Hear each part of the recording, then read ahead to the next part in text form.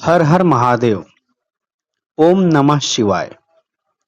भक्ति मार्ग में आप सभी श्रद्धालुओं का हार्दिक स्वागत है।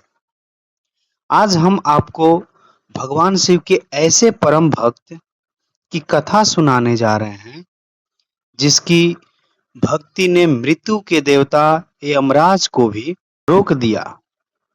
यह केवल एक कहानी नहीं बल्कि अटूट श्रद्धा और महादेव की अद्भुत प्रमाण है। बहुत समय पहले की बात है।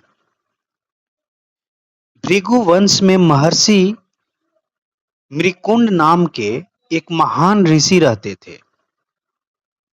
उनकी पत्नी का नाम मरुदती था।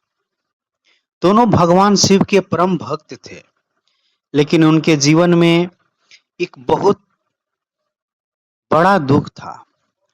वर्षों बीत गए, फिर भी उन्हें संतान का सुख प्राप्त नहीं हुआ। संतान की इच्छा में दोनों ने कठोर तपस्या शुरू कर दी। दिन रात वे भगवान शिव का ध्यान करते और ओम नमः शिवाय का जाप करते थे। उनकी भक्ति से प्रसन्न होकर एक दिन स्वयं भगवान शिव उनके सामने प्रकट हुए। महादेव ने कहा, वत्स, मैं तुम्हारी तपस्या से प्रसन्न हूँ, मांगो, क्या चाहते हो? महर्षि मृकुंड ने हाथ जोड़कर कहा, प्रभु, हमें एक तेजस्वी और धर्मात्मा पुत्र का वरदान दीजिए। तब भगवान शिव ने कहा, तुम्हारे सामने दो विकल्प है। पहला, एक अत्यंत बुद्धिमान और महान पुत्र, लेकिन उसकी आयु केवल 16 वर्ष की होगी।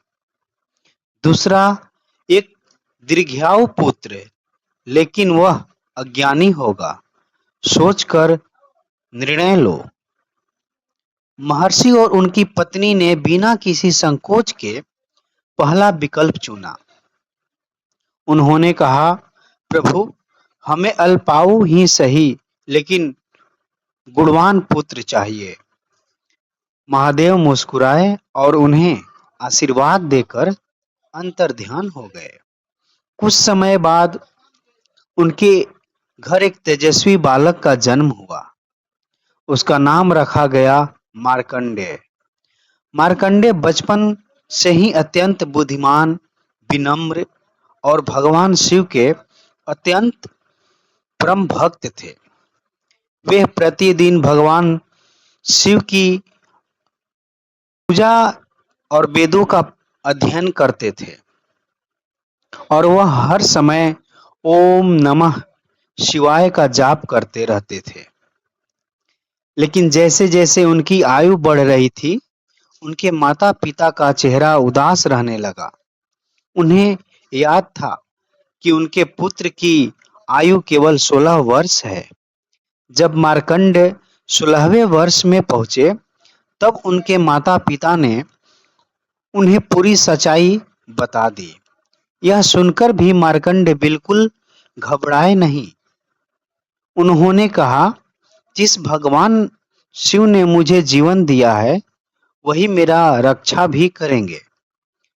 मृत्यु वाले दिन वे सुबह सुबह शिव मंदिर पहुंचे।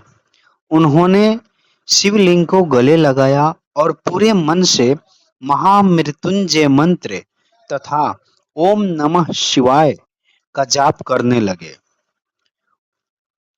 उसी समय मृत्यु के देवता यमराज अपने दूतों के साथ वहां पहुंचे।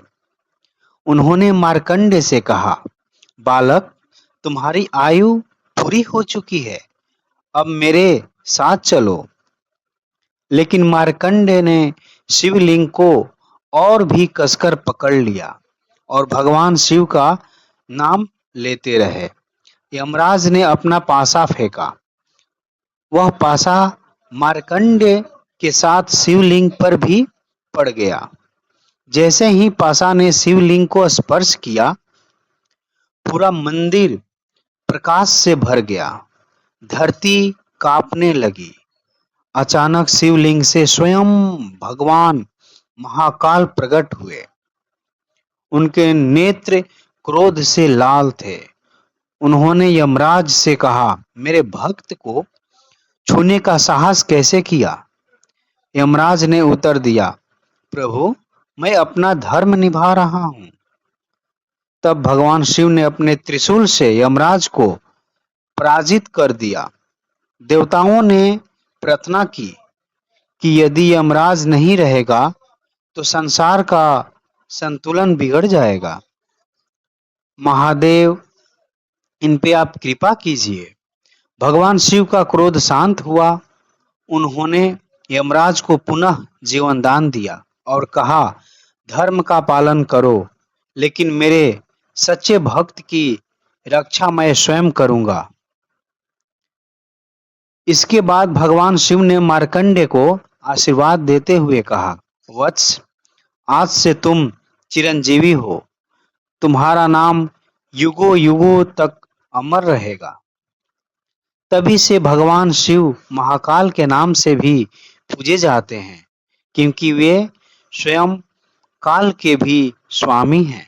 कथा से हमें सीख मिलती है कि सच्ची भक्ति में इतनी शक्ति होती है कि वह सबसे बड़े संकट को भी दूर कर सकती है।